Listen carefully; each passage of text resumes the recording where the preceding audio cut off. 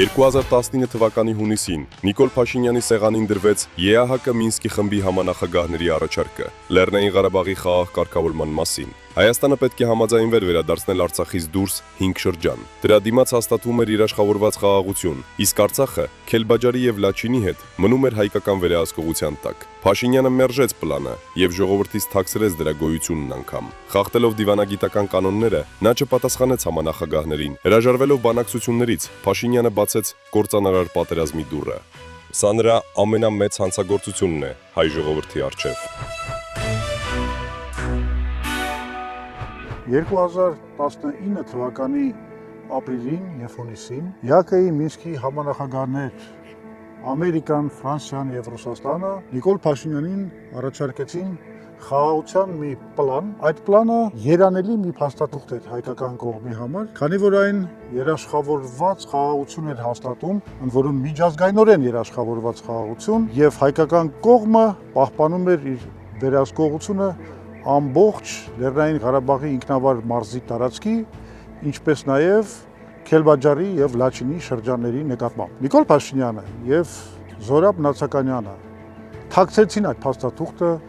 հանրությունից։ Իսկ առաջարկը հանձնելուց 2 ամիս հետո մեկնեց Ստեփանակերտ եւ ամբողջ աշխարհին հայտարարեց, որ Արցախը Հայաստան է եւ վերջ։ Մինսկի խումբը դա մի մեխանիզմ էր, որը ստեղծվել էր, որ բանակցությունների միջոցով զսպեր Ադրբեջանի ագրեսիան Արցախի եւ Հայաստանի դեմ։ Ոչնչացնելով բանակցությունները, Նիկոլ Փաշինյանը ոչնչացրեց առաջին հերթին հենց այդ մեխանիզմը։ Ադրբեջանը սկսեց իր աղետալի հարձակումը,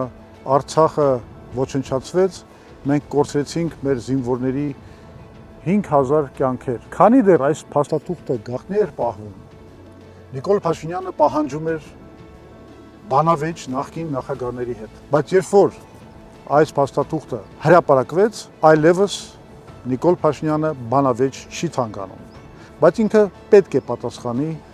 հայ ժողովրդի առաջ եւ պատմության առաջ։ Այս ամբողջ պատմությունը ցույց է տալիս,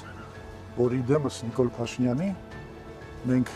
գործ ունենք մի այնպիսի հրեշավոր խաբեբայի հետ, որը հանուն միայն իրեն հայտնի նպատակների պատրաստ է մի ամբողջ ազգ ներքաշել կործանարար պատերազմի մեջ։ Մենք իրեն թույլ չենք տա նույն բանը անել Սյունիքի հետ։ Ընտրեք խելամիտ ուղին դեպի ինքնիշխան խաղաղությունը։